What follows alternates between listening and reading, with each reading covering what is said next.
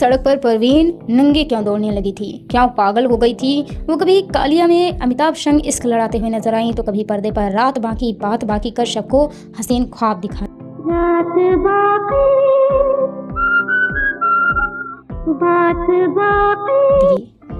दोस्तों हम बात कर रहे हैं हीरोइन परवीन बॉबी की। पहले लेडीज सुपरस्टार बनकर उभरी अभिनेत्री परवीन बॉबी वह अभिनेत्री थी जिन्होंने अपनी सुंदरता और हुस्न से सबको चौंका दिया था। जवानी को अपने जाने मन बनाने वाली परवीन बॉबी ने फिल्मी पर्दे पर यहाँ ऐसा जादू बिखेरा रहे कि जहाँ भी वो जाती रहे स्टारडम उनके पीछे पीछे चलता रहे।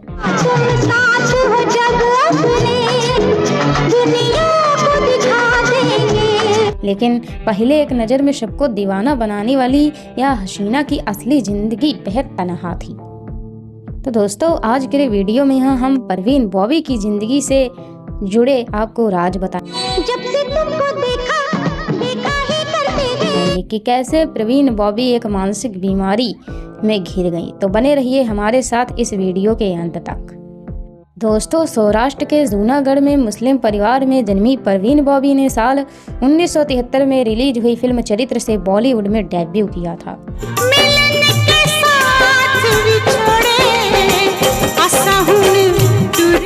और अपनी अदाकारी का जादू दर्शकों के दिलों पर ऐसा चलाया कि उन्होंने कभी भी पीछे मुड़कर नहीं देखा। उनके स्टारडम की यहाँ धूमिल कर पाना मुश्किल रहे। तो पहले पर्दे पर बड़े बड़े सुपरस्टार संग अपने इश्क में पागल कर देने वाली इस अदाकारा की निजी जिंदगी में कई मर्द आए लेकिन कोई भी रिश्ता शादी तक नहीं पहुँच पाया। और दोस्तों परवीन बॉबी के अंत का कारण उनके जीवन में घटे तरह तरह के घटनाक्रम थे। और दोस्तों इस हीरोइन की जिंदगी में इतना उतार चढ़ाव रहा कि आखिर में इसने हार मान ली और परवीन की लाइफ खराब करने में सबसे अहम रोल निभाया उसके रिलेशनशिप ने। दोस्तों माना जाता है कि खराब रिलेशनशिप के सदमे में परवीन को एक मानसिक रोगी बना दिया। तो चलिए आपको परवीन के उन सभी रिलेशनशिप के बारे में बता देते हैं जिसके कारण वह एक साइको बन गई थी। उन्होंने एक फिल्म की थी त्रिमूर्ति। इस फिल्म में उनके अपोजिट संजय खान नजर आए थे। इसके बाद एक्ट्रेस ने अमिताभ बच्चन के साथ काम किया जिसमें दीवार, अमर अकबर एंथोनी, काला पत्थर दोनों ने इतनी सारी हिट फिल्में एक साथ की थी कि उनकी नजदीकियां भी उस हिसाब से थी।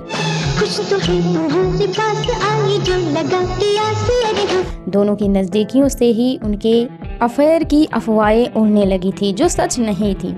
अमिताभ और परवीन खास दोस्त थे लेकिन परवीन की तबीयत बिगड़ने के बाद दोनों के रिश्तों में दूरियां आ गई थी। परवीन का पहला प्यार उनके पाकिस्तानी बॉयफ्रेंड जमील को माना जाता है। उनका बॉयफ्रेंड पाकिस्तान में पायलट था। दोनों की सगाई भी हो चुकी थी लेकिन 1971 में हुए भारत पाकिस्तान युद्ध के बाद परवीन ने उससे शादी करने से इनकार कर दिया और परवीन का रिश्ता टूट गया। जिंदगी में दूसरा प्यार ने दस्तक डैनी डेंजोगप्पा के रूप में दी थी। बॉलीवुड का यह खतरनाक विलन परवीन की जिंदगी का दूसरा हमसफर था। डैनी की आंखों को देख परवीन बॉबी ने जब से तुमको देखा इस अंदाज में कहा कि दोनों की बात बन गई। परवीन बॉबी को उनका प्यार मिल गया। परवीन बॉबी और डैनी करीब 4 साल तक एक दूसरे के इश्क में डूबे रहे लेकिन अचानक ऐसी हवा चली कि उनका रिश्ता ताश के पत्तों की तरह बिखर गया। शांति मिटाने के लिए उनका हाथ कबीर बेदी ने थामा।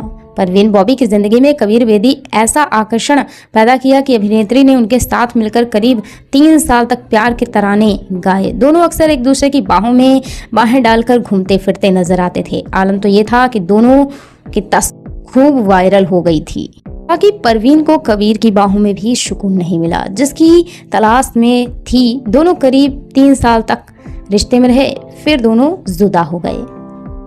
परवीन बॉबी की जिंदगी में तीसरी एंट्री होती है बॉलीवुड के मशहूर निर्माता निर्देशक महेश भट्ट की। परवीन बॉबी को महेश भट्ट का सहारा मिला। यह उसे समय की बात है जब परवीन बॉबी का नाम देश में बच्चे बच्चे की जुबान पर था। हालांकि महेश भट्ट बॉलीवुड में अपना नाम बनाने में लगे थे। वहीं दोनों के रिश्ते में आने के कुछ समय बाद ही परवीन बॉबी को मानसिक बीमारी हो गई। इस बीमारी का पता लगने पर दोनों के रिश्ते काफी बिगड़ चुके थे और परवीन बॉबी के कैरियर को भी एक बड़ा झटका लगा। वो फिल्मी पर्दे से दूर होने लगी। उन दिनों परवीन फिल्म अमर अकबर एंथोनी और काला पत्थर की शूटिंग कर रही थी। तभी महेश भट्ट को अचानक एक ऐसी सच्चाई का पता चला जिससे उनके होश उड़ गए। एक दिन महेश भट्ट जब घर लौटे तो उन्होंने देखा कि परवीन फिल्म का कॉस्ट्यूम पहने घर के कोने में बैठी हैं। उनके हाथ में चाकू था। महेश को देखते ही परवीन ने उन्हें चुप रहने का इशारा किया। इसके बाद परवीन ने कहा, बात मत करो, कमरे में कोई है, वह मुझे मारने की कोशिश कर रहे हैं। परवीन ने पहली बार ऐसा कुछ किया था जिससे महेश बुरी तरह से हिल गए। उन्होंने परवीन का यह रूप पहले कभी नहीं देखा था। इसके बाद महेश भट्ट परवीन के घर से निकलकर जाने लगे तो परवीन अपना कॉस्ट्यूम उतार महेश भट्ट के इश्क में पागल उनके पीछे पीछे भागने लगी। परवीन ने यह भी ध्यान नहीं दिया कि उन्होंने कुछ नहीं पहना है और वो नग्न अवस्था में सड़क पर भाग खड़ी हुई। इस घटना के बाद परवीन को डॉक्टरों को दिखाया गया तो पता चला उन्हें सिजोफ्रेनिया नाम की एक मानसिक बीमारी है।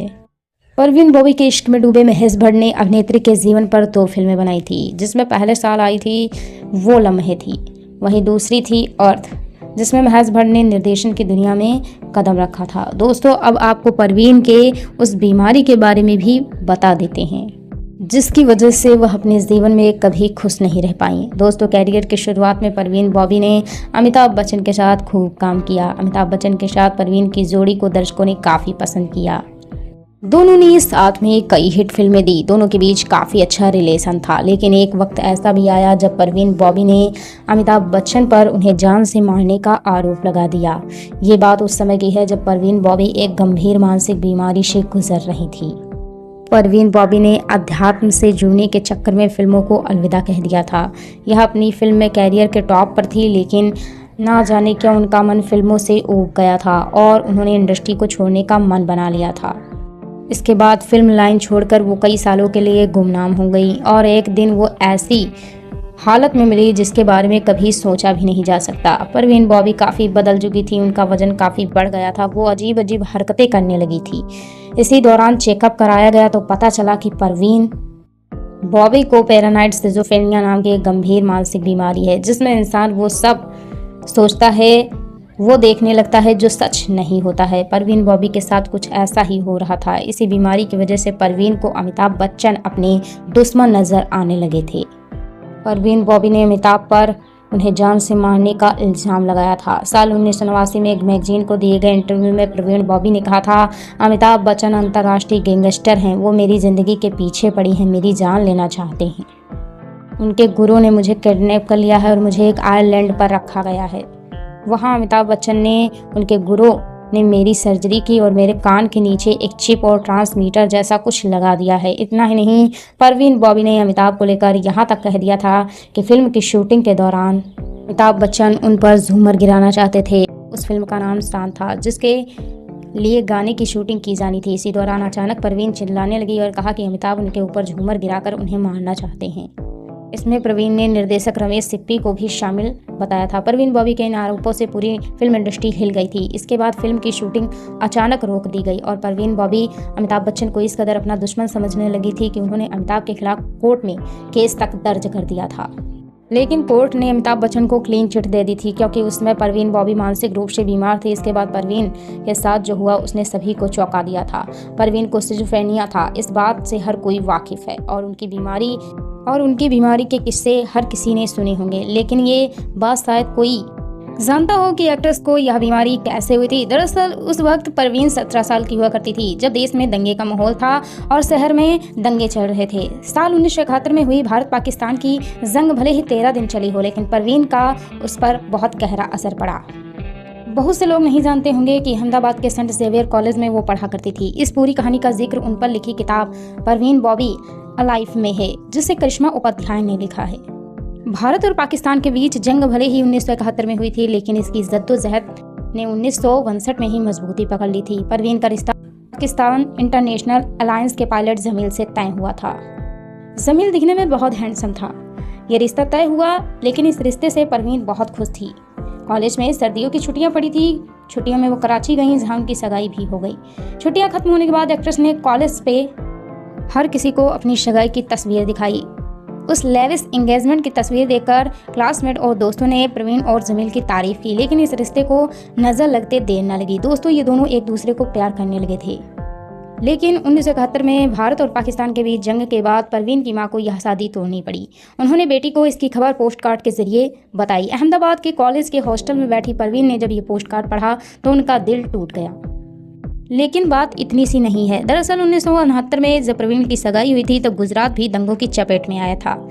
इसमें परवीन को भी अपनी जान बचाने के लिए जद्दोजहद करनी पड़ी थी। वो एक खौफ के साए से निकली थी। परवीन तब हॉस्टल में थी। तब बाहर गुजरात दंगे की आग में झुलस रहा था। वहाँ मार काट मची हुई थी, महिलाओं से बलात्कार, हर तरफ हत्या, घरों दुकानों को लूटा जा रहा था, मौत का तांडव मचा हुआ था। हॉस्टल में लड़कियों का रखरखाव का ध्यान रखने वाली वार्डन को परवीन की चिंता हुई, क्योंकि परवीन मुस्लिम धर्म से थी। वार्ड ने सोचा परवीन को उनके जानकारी के लिए पंकज झवेदी के घर भेजा जाए, लेकिन बिगड़े माहौल में यह आसान नहीं था। इसलिए उन्होंने डॉली और कंबल से भरे एक ट्रक में परवीन को छुपाकर भेजा। इस घटना का जिक्र परवीन ने महेश भट्ट से भी किया था, अपने दिल में दबी दहशत को बयान करते हुए।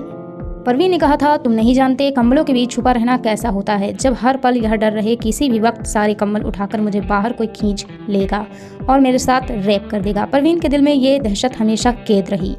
उसके बाद जब उनकी सगाई टूटी और उन्हें उनका प्यार नसीब नहीं हुआ तो वो मानसिक तौर से कमज़ोर होने लगी। वहीं बंटवारे में उनका सारी रियासत लूट गई। वो ना ही पाकिस्तान जा पाई और ना ही उन्हें उनका प्यार मिला। परवीन की मनोदशा पर इन सबका गहरा असर हुआ था। परवीन बॉबी ने मौत के 3 दिन पहले से कुछ नहीं खाया था। उनकी लाश बहुत बुरी हालत में मिली थी। जनवरी 2005 में उनका शव उनके घर में पड़ा हुआ मिला था। कबीर बेदी ने अपनी किताब में परवीन की मौत की समय की स्थितियों को लेकर खुलासा किया था। परवीन मुंबई के आगे रिवेरा बिल्डिंग में 7वीं मंजिल पर रहती थी। परवीन बॉबी अपनी बीमारी के कारण फिल्मों से दूर हो चुकी थी। उन्होंने बाहरी दुनिया से भी खुद को अलग कर लिया था। ऐसे में बॉलीवुड के लोग परवीन से दूरी बनाए थे। डायबिटीज और पैरानाइट के कारण उनकी हालत बहुत खराब हो चुकी थी। परवीन बॉबी के बिल्डिंग के मैनेजर ने जब देखा कि परवीन के फ्लैट के बाहर 3 दिन से दूध के पैकेट और न्यूज़पेपर इकट्ठे होते जा रहे हैं तो उसे शक हुआ। उसने तुरंत ही पुलिस को फ़ोन कर दिया। पुलिस जब आई तो दरवाज़ा बंद था और बार बार आवाज़ देने पर भी अंदर से कोई आवाज़ नहीं आई। पुलिस ने दरवाज़ा तोड़ दिया और अंदर का जो नज़ारा था उसने हर किसी के होश उड़ा दिया। अपने ज़माने की सबसे खूबसूरत और पॉपुलर एक्ट्रेस परवीन बॉबी लाश के बिस्तर पर पड़ी है, लेकिन पहचानने लायक नहीं थी। शरीर सड़ रहा था और कमरे में इतनी दुर्गंध थी कि कोई सांस नहीं ले पा रहा था।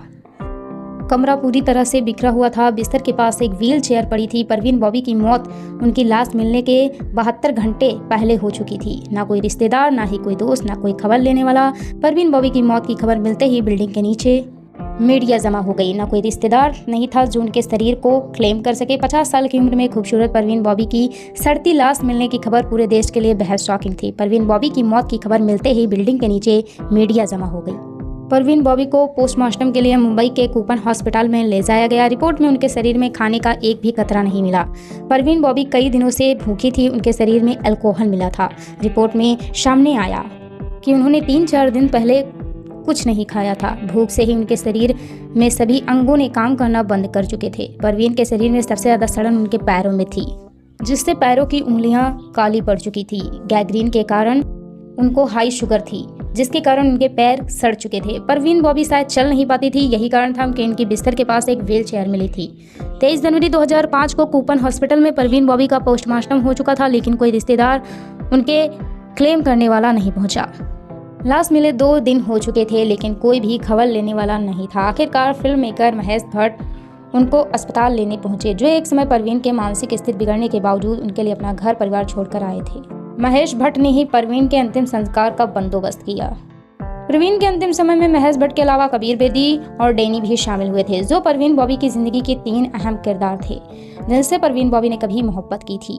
मौत के चंद महीने पहले परवीन क्रिश्चियन हो चुकी थी और उनकी ख्वाहिश थी कि उनका अंतिम संस्कार क्रिश्चियन रीति रिवाजों से हो, लेकिन उनके मुस्लिम रिश्तेदारों ने इसका विरोध किया और उन्होंने मुस्लिम रीति रिवाजों से जूही के कब्रिस्तान में उनको दफनाया। दोस्तों, आपको हमारा ये वीडियो कैसा लगा नीचे कमेंट बॉक्स में कमेंट करके हमें ज़रूर बताइए।